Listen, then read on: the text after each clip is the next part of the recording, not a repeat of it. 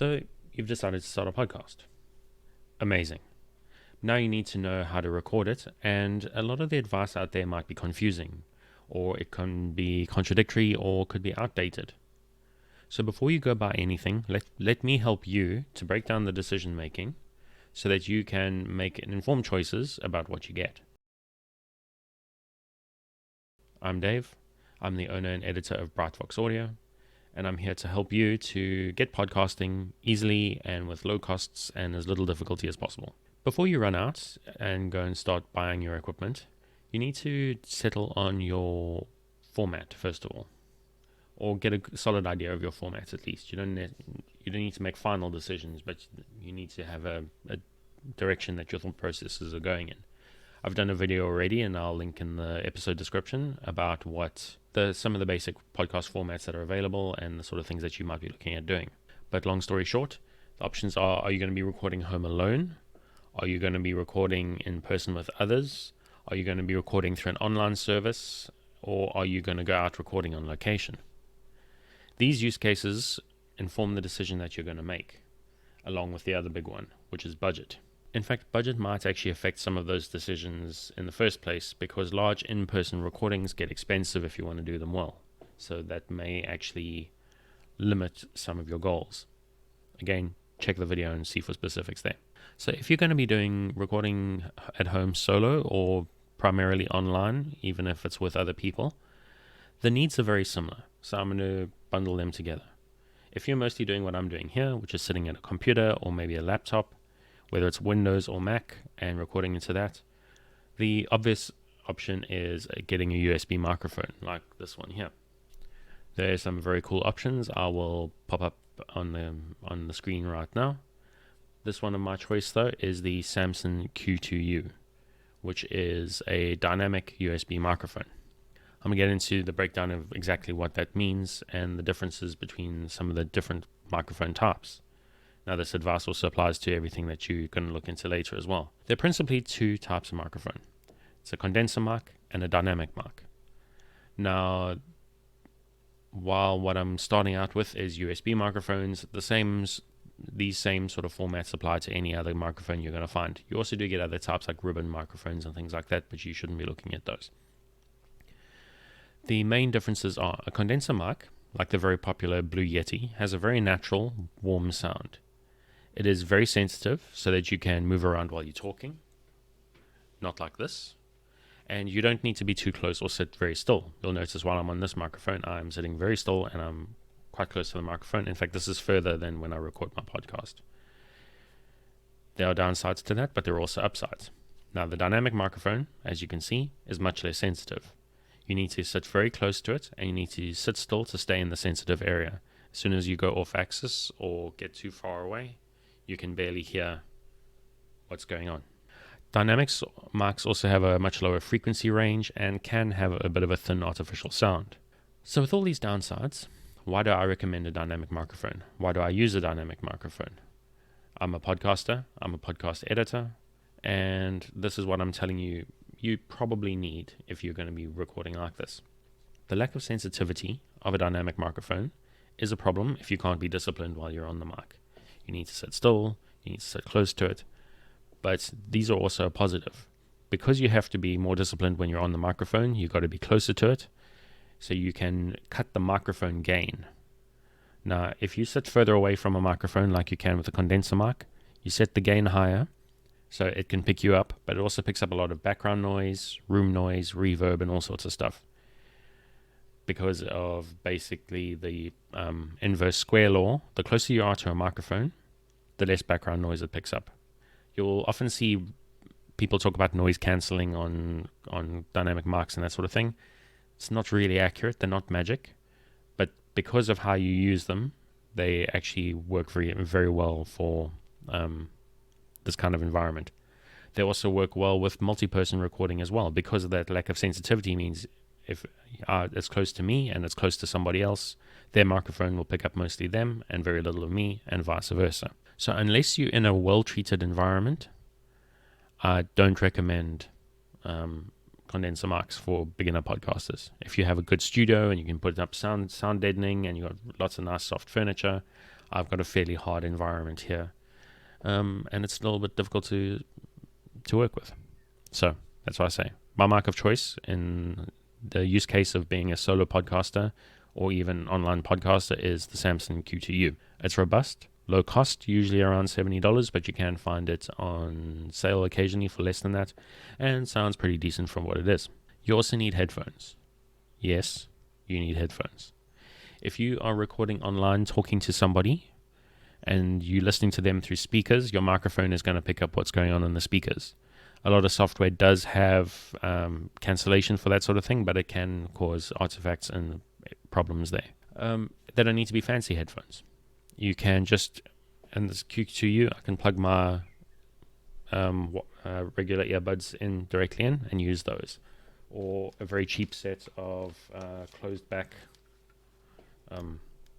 headphones.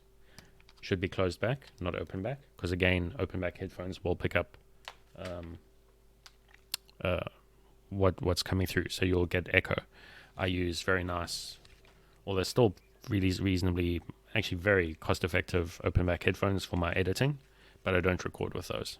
It's very useful when you're recording your podcast to listen to yourself when you're recording as well, because if you're moving around, you may notice issues. If you're popping into the mic, you may notice issues. If self-monitoring does take getting used to, because a lot of people don't like to listen to themselves at the best of time, and there's usually a small delay that you need to account for.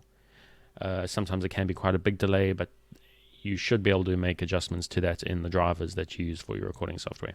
Now, the USB mic is the easiest thing. Even if you're recording home alone, you may want to go up a little bit from a standard USB microphone.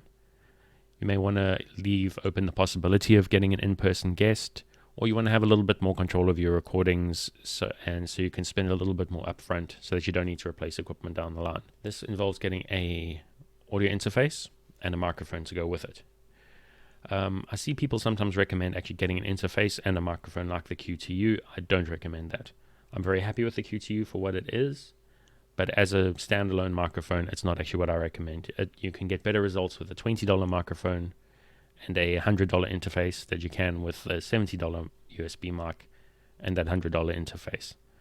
So if you're going to be buying an interface and a microphone, rather get something like the Behringer XM8500, or if you want to go up in budget and get something really hard wearing, you can get the Shure SM58, which is a very classic live microphone. Usable audio interfaces with only a single mic input can be got for as low as $50, but if you're planning ahead, something a bit more substantial can be had for around $100, $110 to up to $200, or even more, depending on your budget. Generally speaking, spending more gets you better mic preamps, which can give you better recording qualities, but it's also diminishing returns. The further you go, the less improvement you get. This moves us into recording multiple people in one location. The interface that I would recommend you get is something like the Scarlett's 2R2 or the Arturia Minifuse 2. Those have two mic inputs, so straight away you can record with two microphones in them. You can get larger ones with 4 or more mic inputs, but be warned, the costs go up exponentially the more mic inputs you have. Usually interfaces with 4 mic inputs are in the region of $400 and up from there. You do get a Behringer UMC 0404, which is not a bad price, but that's also quite a low budget piece of equipment, so I'm not too sure how good a call it is. You can also get mixers, but you have to be careful with those because most are about mixing signal. USB mixers often don't have multiple outputs, and really, ideally, you want to be having as many of your speakers on separate channels as possible to make your editing at the end of the process easier. So if they're giving you a single out or a stereo mix, that limits your post-production. You do get the Allen Heath ZE10, which has multiple outs for 4 mic inputs, which is pretty good and pretty good value for money. Otherwise, you can be looking at specialized equipment like Rodecaster Pros, Zoom Live Tracks or Pod Tracks, or Zoom Handy recorders. These have multiple inputs, can have on-device recording, live mixing. You can set them up for receiving people via phone. So they are very useful and can be very expensive. So again, budget and what your needs are, you need to assess. Your microphone per user can be pretty cheap. I recommend, again, the Behringer XM8500 mic. It's a really good low-end mic, good quality, nice sort of treatment for the voice, and you can have them for $20-$25 last I looked. It's also a good idea to have a headphone per user. Most interfaces don't have multiple headphone outputs, so you will probably need a headphone amp. You can use like a little splitter or something like that, but that tends to make the headphones very quiet, so people can't really hear what's going on. If you want a mobile setup, I've already hinted at the beginning of that with items like the Rodecaster Pro, the Zoom Handy recorders, the Zoom Live Track or PodTrack recorders. These all can work as interfaces as well as mobile recording devices. So they can be very useful, but then again, very much not budget items. The PodTrack P4 is a pretty good value for money, but the others tend to be expensive, get expensive quite quickly. But they are all about portability, so if you're going to be going around and visiting people and recording in various locations, they are invaluable. You can also just use a laptop and a regular interface, but that makes life more difficult, and laptops can be a bit fragile. Again, look at what you have, figure out what you need, and I'm just here to present options to you.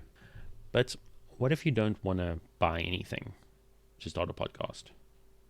You're not sure about this podcasting thing. You might drop off. You've heard people drop off after 3 episodes or 7 episodes or 10 episodes. So you don't want to invest in case it doesn't stick. Can you start a podcast with what you have? Sure, of course you can. I started my podcast with a very nasty, cheap Chinese headset. It had very high noise floor. Wasn't great, but it got me started. I decided I enjoyed what I was doing, so I started investing little bits. I make careful investment decisions when I get equipment. You can use a headset. You can use your phone. You can use your voice notes app on your phone. Something to be careful of with the phone though is gain compensation. So they have a tendency to turn up background noise, so your recordings can be a little bit noisy. But again, it gets you started. If you're liking what you're doing, then you can invest in something else. You can use your webcam mic. I use this Samsung for this, but my little webcam that I'm recording on now has a built-in microphone. It's not as good as this, but again, would be fine to get started. Something you do need to bear in mind though is if you want to grow an audience, quality is what people stick around for. If your show is not going to be something that people recommend to others or something where they don't come back to listen again, you're going to have trouble growing. So if growth is a goal of yours, a little bit of investment goes a long way.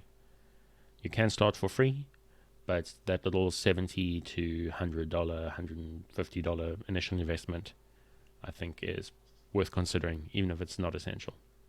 But however you start, get started and begin growing your audience. So I hope this has given you a little bit of guidance. It's not intended to be an exhaustive breakdown on how to start a podcast. I'm going to be working on lots of little videos like this in the next few weeks and months. So if you are interested and want to learn more, like and subscribe, follow along as I go along. And I hope this has given you some food for thought and at least a direction to look into if you want to research starting your podcast. And if you have any questions, feel free to pop a question in the comments and I will give you whatever help I can. Thanks so much. See you soon.